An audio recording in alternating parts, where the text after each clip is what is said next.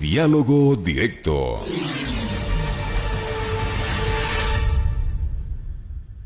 Diecisiete horas con 28 minutos. Iniciamos este espacio de entrevista con Alejandra Yepes. Ella es integrante del Comité de Solidaridad Furukawa Nunca Más, para conversar sobre la audiencia de acción de protección que se instaló esta mañana. Bienvenida, Alejandra. Mi nombre es Patricio Peralta.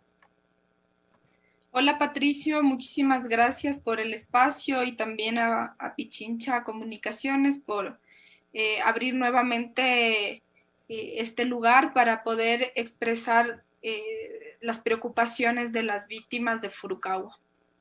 Cuéntanos, se instaló esta mañana la audiencia luego de cuánto tiempo y si continúa ahora la audiencia en desarrollo, se suspendió, ¿en qué proceso está? Ya, la audiencia se instaló el día de hoy, tras un año más o menos, porque justamente en diciembre se dio todo este trámite de que primero no nos aceptó el juez, luego nos aceptó, y se instaló el día de hoy con todos los riesgos que implica por el tema del estado de excepción, por la situación sanitaria, porque además la justicia demostró el día de hoy también que no está preparada para audiencias de este tipo, con tanta gente que demanda al Estado y a la empresa. No está preparada para cuidar la vida también de las víctimas, ¿no?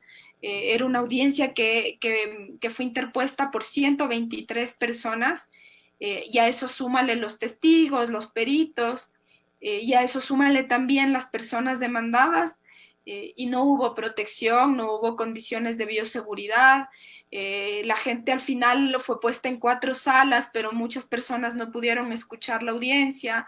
También llegó la empresa con su seguridad privada y con armas al sistema de justicia sin que hayan sido registradas ni impedidas de pasar. ¿Eso no vulnera más los derechos de quienes presentan esta acción, justamente que no tengan acceso a escuchar la audiencia, estas personas armadas? Sí, evidentemente el día de hoy, digamos, esta audiencia era muy esperada por las víctimas y también por las organizaciones que acompañamos, pero no podíamos permitir que una audiencia se desarrolle en esas condiciones, ¿no? Porque arriesgas la vida de personas, además, muchas de las víctimas son adultas mayores, había también compañeras y compañeros con niños. Entonces, arriesgaste como la vida de un montón de gente, la salud de un montón de personas, porque el sistema de justicia no está preparado para recibir a tantas personas, porque no prevé también esta situación, pese a que el juez conocía que era una audiencia que abarcaba un montón de testimonios y un montón de personas que habían demandado al Estado y a la empresa. Claro, al momento, ¿qué pasó con esta audiencia? ¿Se logró instalar? ¿La suspendieron? ¿La van a continuar mañana? No sé, el próximo año ahora con esto. Yo creería que el próximo año se acaba, o sea, hace unos minutos se acaba de suspender. Okay. Lo que se alcanzó el día de hoy solamente fue a recibir algunos testimonios, o los testimonios, perdón, de varias personas que demandan a la empresa y al Estado. También los testimonios de 2 asambleístas que estuvieron en los campamentos y que pudieron verificar también la situación.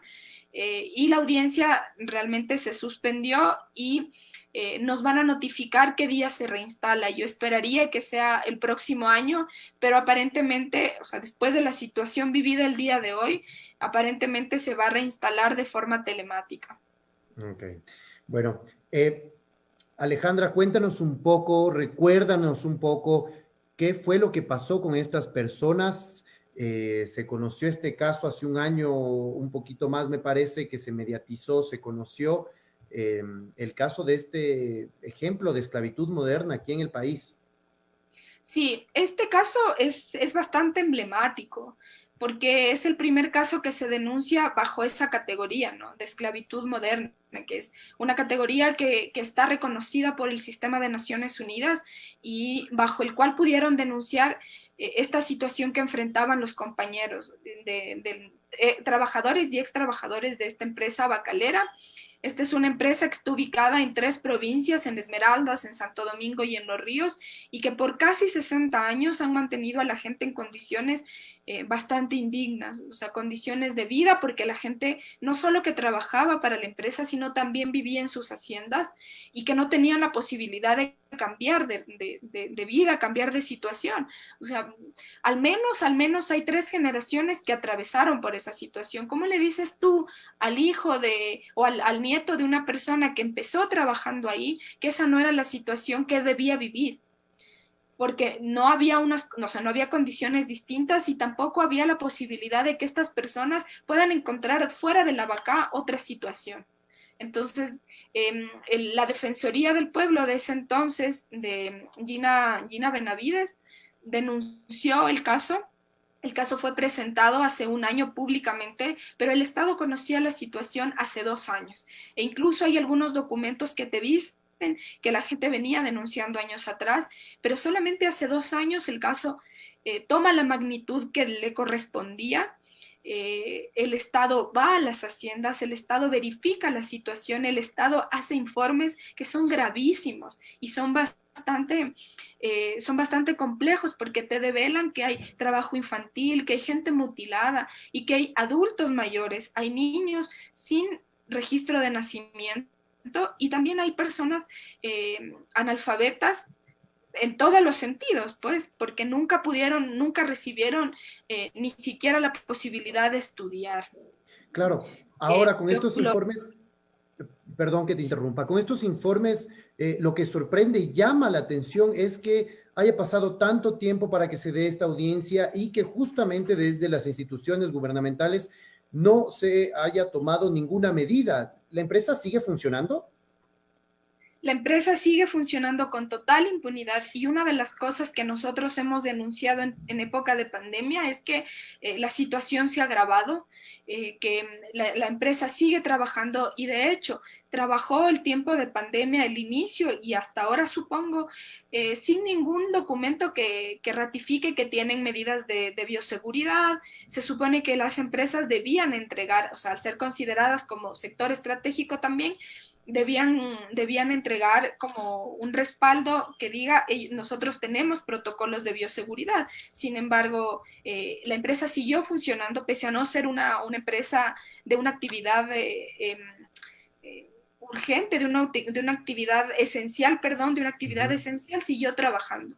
Y claro, luego, en ese mismo tiempo de pandemia, hubo varias denuncias de gente que decía que el tema de la esclavitud se seguía perpetuando, que las relaciones laborales no habían cambiado. Y de hecho, en ese mismo momento tuvimos el caso de un compañero que mientras trabajaba fue mordido por una serpiente y el compañero perdió sus dedos. Y la empresa hasta ahora tampoco ha hecho absolutamente nada para reparar los derechos de este compañero. Y todo eso en tiempo de pandemia, es decir, que las cosas no se han modificado. O sea, siguen igual. Ahí el Ministerio de Trabajo, la pregunta, ¿puede hacer algo? ¿Puede intervenir? ¿Puede emitir alguna sanción, algún tipo de medida? Porque si bien esta acción de protección es específica para estas personas y puede haber medidas de reparación integral, sin duda, pero ya el Ministerio de Trabajo no puede hacer algo como para que se detenga toda esta, que es un círculo finalmente que sigue ahí. Sí, o sea, yo creo que el Estado tiene la obligación de actuar y no lo ha hecho. Y eso es lo irresponsable, porque o sea, todas las entidades del Estado competentes, el MIES, el Instituto de Seguridad Social, el Ministerio de Trabajo, absolutamente todos los ministerios han corroborado la situación médica, la situación además de condiciones de vida indignas, de pobreza extrema y no han terminado haciendo absolutamente nada. Yo lo que creo es que esto también te devela que tienes un Estado que no tiene idea de una estrategia de reparación integral, porque no ha existido una reparación integral. Han conocido la situación y tú tienes todavía niños y hay todavía gente dentro de la acción de protección que tiene hijos que no tienen cédula de identidad, es decir, registro de nacimiento, o sea, ni siquiera es la cédula solamente, sino no existen, o sea, legalmente no existe y el Estado conoció la situación y no ha hecho absolutamente nada.